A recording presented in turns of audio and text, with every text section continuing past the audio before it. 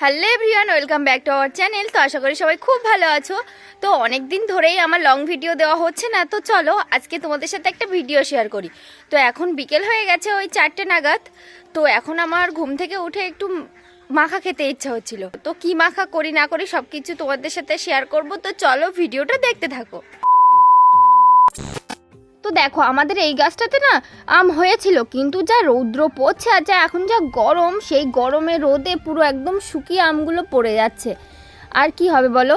তো দেখো এখানে কিন্তু অনেকগুলো আম হয়েছে এই থলিটাতে। তা এর থেকে আমি একটা আম ছিঁড়ে নেব। তো ভাবছিলাম কোন আমটাই ছিঁড়বো, দেখতে ভালো লাগছিল বলো। গাছে থাকলে থলিতে থাকলে আম দেখতে ভালো লাগে, যে কোনো ফলই গাছে থাকলে ভালো লাগে দেখতে।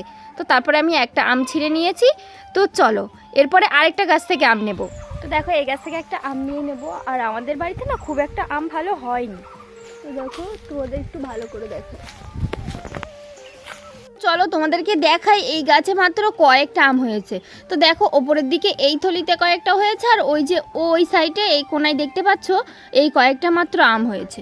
তো দেখো এরপরে আমি মাখা করব, তার জন্য তো গন্ধরাজ লেবু বড় হয়নি, ওই জন্য গন্ধরাজ লেবুর পাতাই তুলে নিয়েছি। তো দেখো দুটো আম নিয়ে নিয়েছি, এবার এই দুটো আম মাখা করব।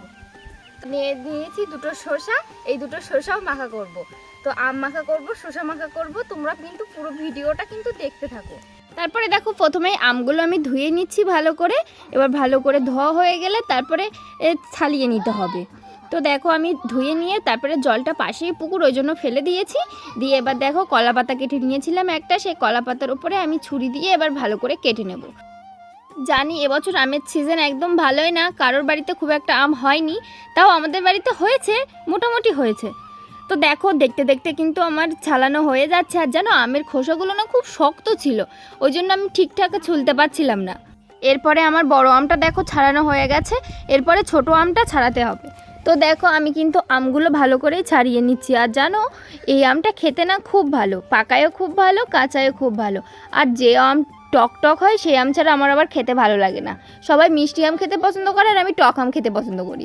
তো দেখো তারপরে আমগুলো কেটে আবার ভালো করে ধুয়ে নিয়েছি, কারণ একটু একটু আঠা ছিল তার জন্য। তো দেখো আমি এরকম হালকা হালকা করে ভালো করে চিপসের মতো হালকা হালকা করে কেটে নেব।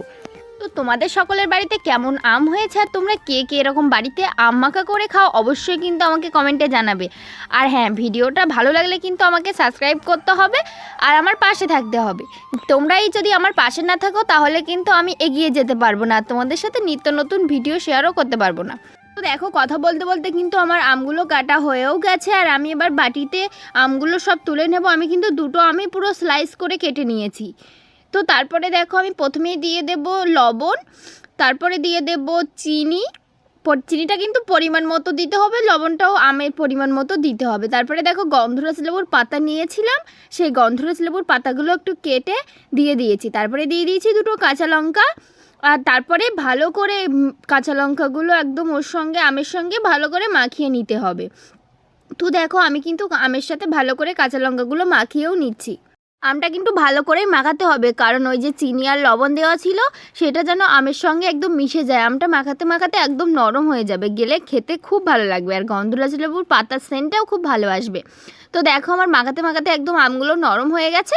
এবার একটা কলা পাতা দিয়ে আমি 10 মিনিটের জন্য ঢেকে রেখে দেবো, কারণ চিনি আর লবণটা গলতে তো একটু সময় লাগবে, আমের ভিতরে যেতে তো একটু সময় লাগবে তার জন্য। তো দেখো আমার আম মাখা কিন্তু এরপরে দেখো প্রথমেই আমি বলেছিলাম যে আম মাখা করবো আর শসা মাখা করবো, তার জন্য দেখো শসাগুলো প্রথমে ছুলে নিচ্ছি। এরপরে আমি শসাগুলো ছোলা হয়ে গেলে দুটো শসাই ছুলে নেবো, নেওয়া হয়ে গেলে তারপরে আমি ধুয়ে নিচ্ছি। ধোয়া হয়ে গেলে আমি ভালো করে কেটে নেবো। আর হ্যাঁ, তোমরা যদি শসা মাখার ভিডিওটা দেখতে চাও তাহলে আমার চ্যানেলে গিয়ে শর্ট ভিডিওতে গিয়ে দেখে আসতে পারো। শসা মাখাটাও কিন্তু খুব ভালো হয়েছিল। ভিডিওটা এখানেই শেষ করছি। ভিডিওটা ভালো লাগলে সাবস্ক্রাইব করে দিও। এখনকার মতো বাই।